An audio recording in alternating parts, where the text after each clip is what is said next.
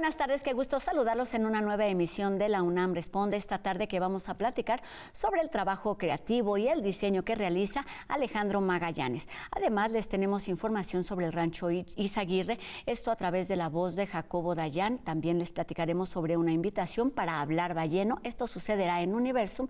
Y además, UNAM Global TV nos permite hacer un recorrido rápido de la pandemia a través de la evolución del virus del SARS-CoV-2. Esto y mucho más durante los próximos minutos. Comenzamos.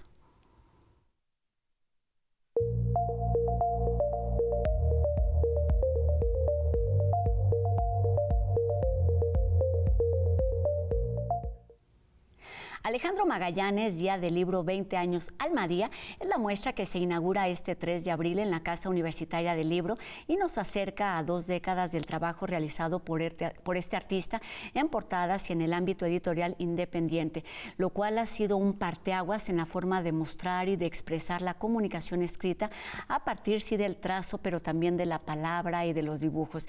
Y para hablar de todo esto y de este trabajo realizado también a lo largo de 3 décadas de trayectoria, recibimos esta tarde a Alejandro Magallanes, diseñador gráfico, artista visual y además egresado de nuestra universidad. ¿Cómo estás? Bien, Rosa, feliz de estar aquí en tu programa. Gracias. Pues no podemos comenzar por otro lado que hablando del diseño. ¿Qué es para ti? Bienvenida a La UNAM Responde. ¿Qué es para ti? ¿Cómo lo entiendes? Pero además, ¿cómo lo vives?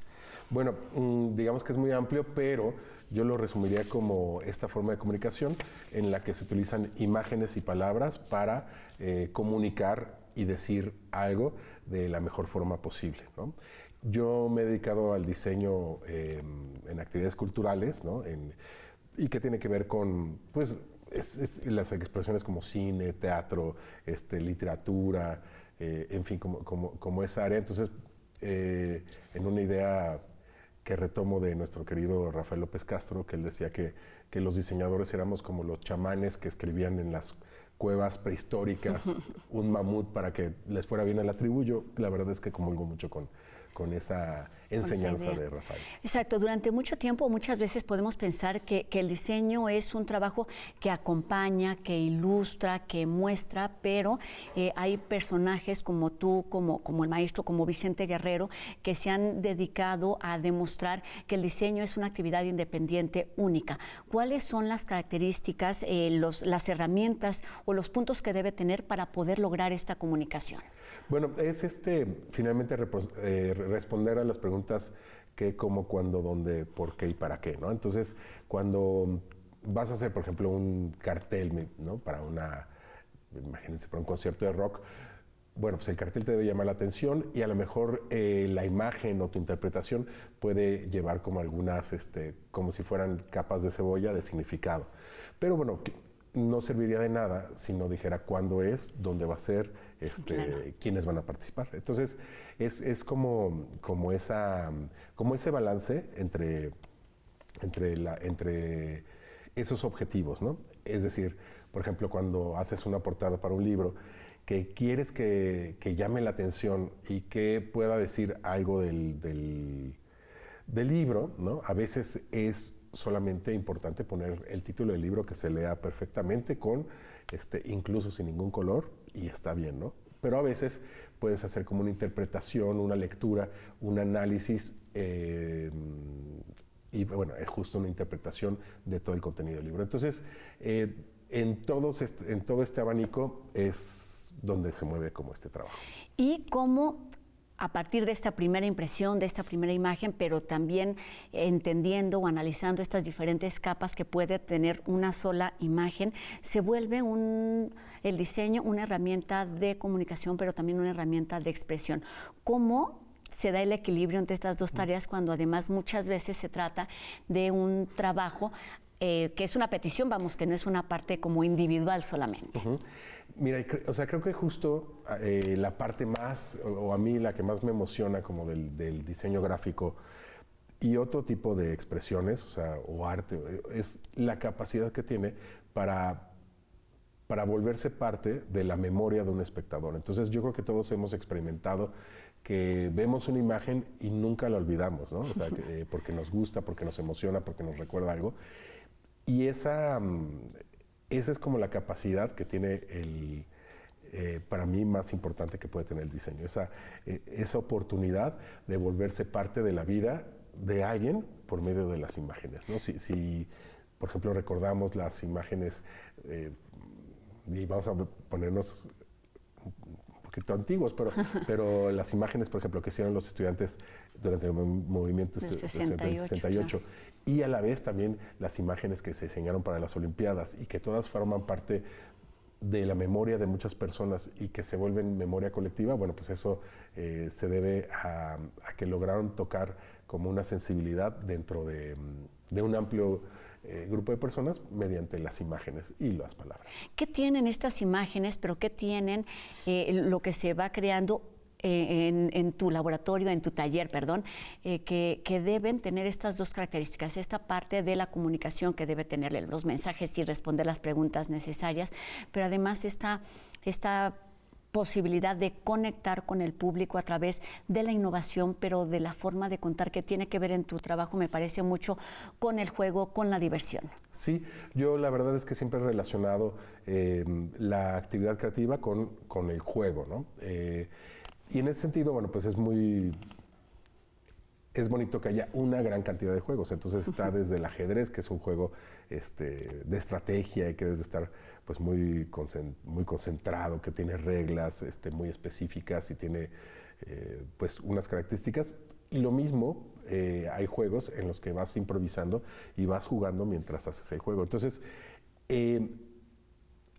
la característica que yo veo que une como todas estas expresiones es que tiene reglas, y dentro de las reglas es donde te puedes mover, ¿no? Y me parece que una de las reglas en lo que yo hago es como que tenga como que se pueda entender por la mayor cantidad de personas, pero a la vez a nadie nos gusta la comida masticada, ¿no? Entonces, dar como ese espacio para que haya una interpretación del espectador. Y muchas veces pienso que es como si fuera una pregunta abierta que se puede, o sea, estos gráficos a veces son como una pregunta abierta que se puede responder de distintas formas, ¿no? Quería hablar de los maestros, pero ahora que lo estás tocando, ¿cómo entiendes a tu público o a tus seguidores que son justamente los chavos que van a un concierto de rock, pero son los que leen un libro en Almadía, pero son los que van a las exposiciones en diferentes espacios, en diferentes galerías? ¿Cómo interactúas? ¿Cómo envías este mensaje para tener estas respuestas tan atractivas y tan numerosas, además también en las redes sociales? Pues mira, yo la verdad es que como digamos, en principio es que me gusta a mí, o sea, es decir, como que piense, yo hago ejercicios de imaginación que podría ser que me gustara a mí si me lo encontrara en la calle, ¿no? Y después en eso se puede como ampliar mucho el círculo, bueno, decir, bueno, cómo le gustará a mi papá o cómo le gustará a algún desconocido si se le encuentra en la calle, qué reacciones. Y es un juego de imaginación, no puedo yo controlarlo, pero me lo puedo imaginar. Y en ese sentido, esta imaginación, que es una potencia que tenemos todas y todos, pues nos sirve justo para eso. O sea, creo que para ponernos en el lugar de alguien más y a la vez como poder ver lo que hacemos desde afuera, ¿no? O sea, claro, es algo que podemos hacer todo, quizás hay niveles, pero nadie te puede limitar a imaginar. Quedó pendiente ahí la pregunta, ¿en quién te inspiras? ¿Quiénes son tus grandes maestros? ¿Cuáles son esos grandes nombres que crees que han marcado y que han hecho camino en el diseño gráfico? Bueno, son cientos de personas que admiro y aparte me sé sus nombres porque me interesa mucho la historia del diseño, ¿no? Pero... Y claro, digamos que lo mismo son maestros, si pensamos por ejemplo en José Guadalupe Posada, que nos ha dejado pues un trabajo y que al momento de verlo sigue siendo estimulante y enriquecedor para quienes lo vemos, hasta pues maestros que siguen vivos, ¿no? Como Vicente Rojo, que falleció hace poco, claro. Rafael López Castro, Carlos Palleiro, Peggy Espinosa, en fin, como los maestros que son más grandes que yo. También creo que hay muchos maestros muy jóvenes, ¿no? yo al momento de estar dando clases, pues aprendo muchísimo de mis alumnos y por supuesto, a mí me interesa mucho todo lo que veo en la calle. Entonces, ya sea un rótulo o las expresiones gráficas como tan importantes como las personas que ponen un letrero tratando de buscar a sus gatos o sus perros perdidos en la calle, ¿no? Que siempre son como tipos de expresiones de las que yo aprendo muchísimo, o sea, porque no hay nada más importante para esas personas en ese momento que encontrar, por ejemplo, a su mascota, ¿no? Entonces digo, bueno, pues eso es como importante, cómo lo hacen y bueno, por supuesto, si puedo ayudar en algo a esa búsqueda, pues lo ayudaré, pero me parece que veo de repente el diseño como una oportunidad, como si fuera ese mensaje tan importante para decirle algo a alguien, ¿no? Que puede ser leer Cuéntanos este un libro, poquito sobre cómo materializas estas oportunidades en cuanto a las estrategias, las técnicas que utilizas para crear, para diseñar, para trabajar. Creo que es muchas veces, y me parece que es como cotidiano, a veces hacemos las cosas depende de cómo hayamos amanecido ese día, ¿no? Entonces yo a veces también utilizo la intuición para decir, bueno, pues esto se puede resolver mediante dibujo, mediante una fotografía, mediante un collage, mediante un rayón o mediante una imagen muy compleja, ¿no? Entonces, me parece que, por un lado, lo que vas a diseñar, que es finalmente está al servicio de la obra de alguien más, ¿no? Es decir, si hago una portada, pues es para el libro de alguien más. Si hago un cartel de cine, lo mismo. Si hago un cartel de rock o si hago un logotipo para una institución, siempre es para promover, comunicar, dialogar con el trabajo de alguien más, ¿no? Entonces, esos mismos trabajos, dependiendo de su naturaleza, te van dictando un poco, desde mi punto de vista, cómo se tienen que hacer, ¿no? Una cosa que siempre les digo a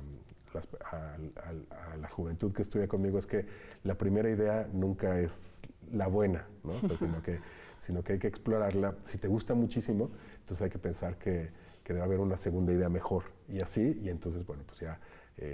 un reto constante, además. Un reto constante me parece divertido. Que además, bueno, ya se nos fue la entrevista un poco hablando de tu trayectoria de este trabajo, pero todo esto se resume en buena manera en la exposición que está por inaugurarse en la Casa Universitaria del Libro. Cuéntanos qué está ahí presente en esta beta tuya, que es por supuesto el trabajo editorial y la colaboración que has tenido con Almadía. Sí, bueno, pues la editorial Almadía, que es una editorial que comenzó en la ciudad de Oaxaca hace 20 años, bueno, justo festeja este año sus 20 años de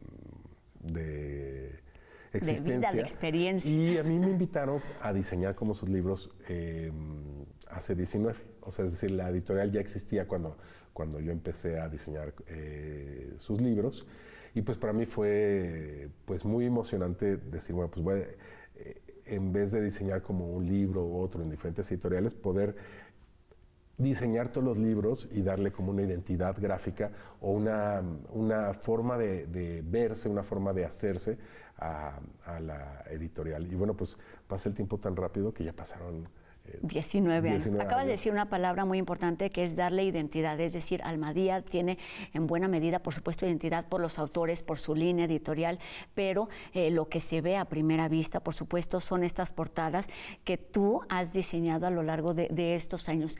¿Qué de todo ese trabajo, qué es lo que quieren mostrar en esta muestra? ¿Cómo todo el trabajo y los libros que deberían estar en librerías se presentan o llegan a Cazul?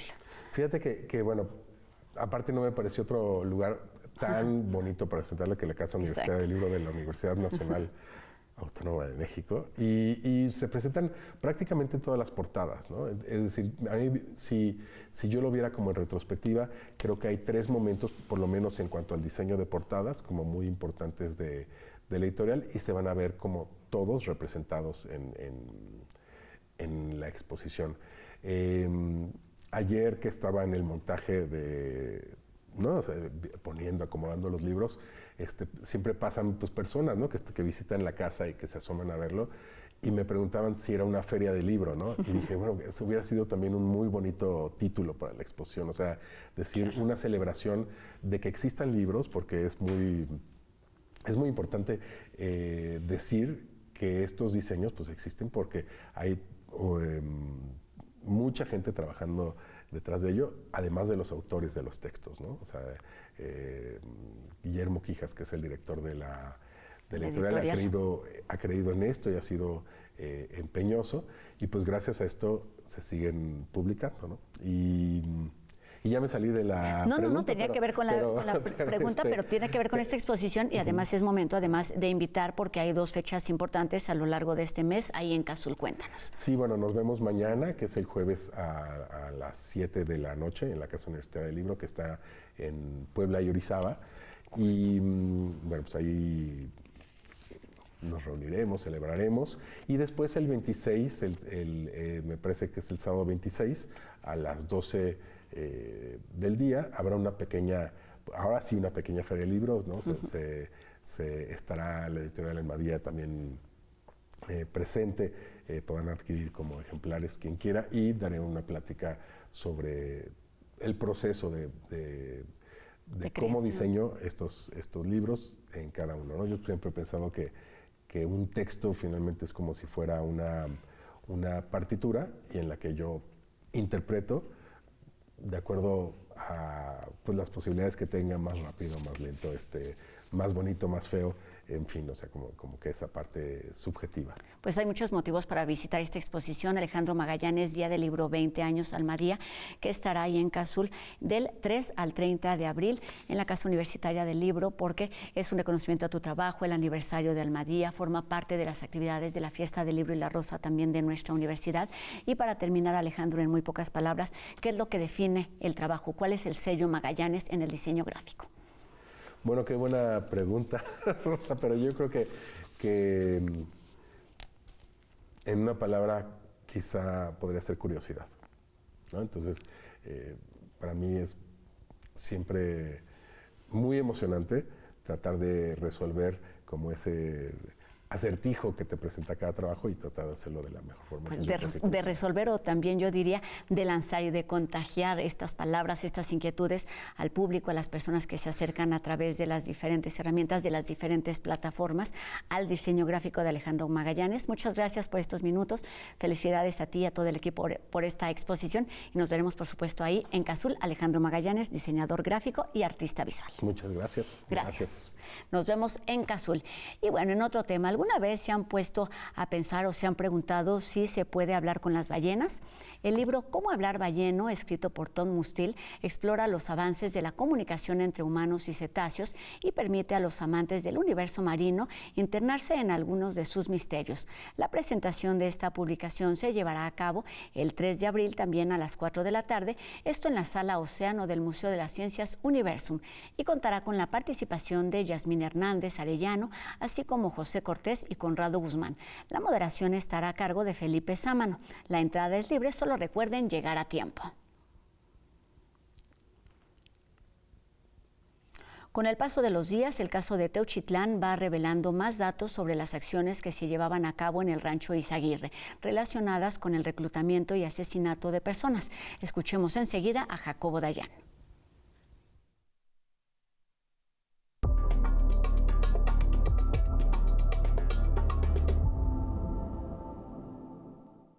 ¿Qué tal? Pues la situación del rancho en Teuchitlán ha llevado, por presiones del gobierno, a una discusión semántica. ¿Es un campo de exterminio? ¿Es un campo de adiestramiento? Bueno, cuando las referencias de lo que ocurre en nuestro país habría que irlas a buscar, o hay que buscarlas en la Alemania nazi, algo anda mal en nuestro país. Es importante hablar de qué son estos centros y estos campos. En la Alemania nazi existían campos de concentración, que eran espacios de reclusión, de aprisionamiento de personas, campos de trabajos forzados y campos de exterminio. Los campos de exterminio eran centros donde lo que ocurría era el exterminio sistemático de personas, es decir, víctimas, prisioneros que llegaban a estos campos y eran inmediatamente asesinados. En los campos de trabajo forzado y en los campos de concentración también se realizaba el exterminio de personas, de prisioneros, como un subproducto de estos campos.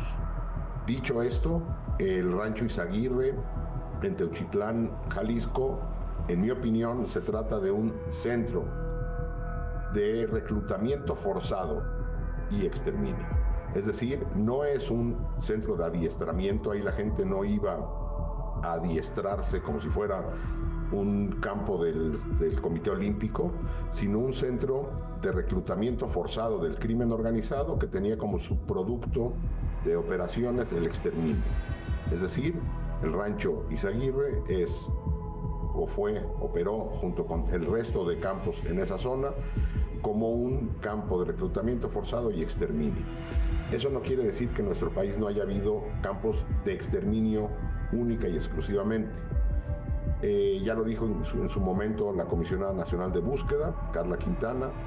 La Bartolina en Tamaulipas era una zona de exterminio, donde se llevaba gente a ser exterminada nada más. Lo mismo en Patrocinio, en Coahuila, o el campo de exterminio dentro del penal de Piedras Negras, en Coahuila. Nuestro país está repleto de campos y zonas de exterminio, zonas de reclutamiento forzado y zonas de reclutamiento forzado y exterminio. Dicho lo anterior, lo que urge es detener la barbarie y garantizar la justicia. Para ello se requieren mecanismos extraordinarios de verdad y justicia. Seguir haciendo lo mismo con las fiscalías nos llevará a resultados similares. Hay que poner fin a la discusión semántica e iniciar un trabajo serio para garantizar seguridad, verdad y justicia. Gracias.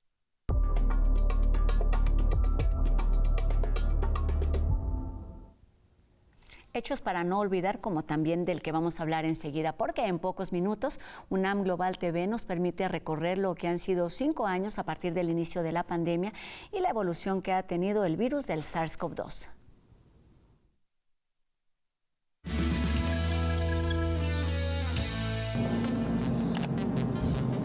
En 2020 llegó a México el SARS-CoV-2, virus causante de la COVID-19. Con este virus es a mayor cantidad de gente que está infectada, mayor capacidad tiene el virus de replicarse. Entre más se replique, más posibilidades hay de que haya errores y por lo tanto que haya mutaciones. Durante los primeros meses de la pandemia, la variante que afectó a México fue la original de Wuhan. El pico más alto de casos fue mayor a 50,000 y el de muerte superó las 5,000. Entramos en distanciamiento social, ¿no? Eso fue marzo, abril, mayo. En junio fue ya insostenible por cuestiones económicas, de salud mental, de muchas cosas más. Empezó a moverse la gente. La movilidad estaba totalmente relacionada con la contagiosidad y con el movimiento del virus. Esto provocó que hacia finales de 2020 y principios de 2021 ocurriera uno de los incrementos más altos de contagios y el mayor de defunciones. Lo que vieron es que pues no era el original de Wuhan, sino que era un virus que ya estaba afectando solamente a México. Pero fue cuando la mortalidad llegaba incluso hasta el 20% en ese entonces. La llegada de las vacunas en 2021 permitió a la población generar anticuerpos y respuesta inmune ante el virus, por lo que los casos y muertes disminuyeron. Pero el escenario cambió cuando en junio de ese año empezó a circular la variante Delta y a finales del año Omicron. Esta de Omicron era tan diferente la proteína S que todos los anticuerpos que había antes pues no servían, entonces evadía el sistema inmunológico. Pero además se volvió mucho más transmisible. 8 de cada 10 personas que estaban infectadas con Omicron no sabían que estaban infectadas. Entre 2022 y 2023 surgieron BA.4, BA.5, XBB.1.5 y es en mayo de 2023 cuando se declara el fin de la pandemia en México. Ya las mutaciones ya no son tan frecuentes como antes. ¿Por qué? Porque la cantidad de gente que se enferma ya no es la misma. Ya el 95% de la población ya tiene anticuerpos en contra del SARS-CoV-2. En 2024 predominaron las variantes JN.1 y KP.3. Esta última se ha mantenido a la par de XCC a nivel nacional y mundial.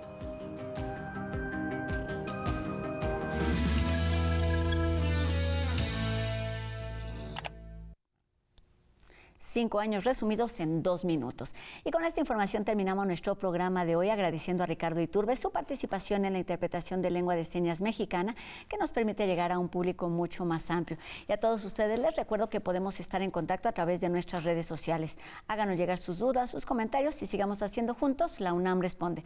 Nos vemos aquí mañana a 2:30, por supuesto, en TV UNAM. Adiós.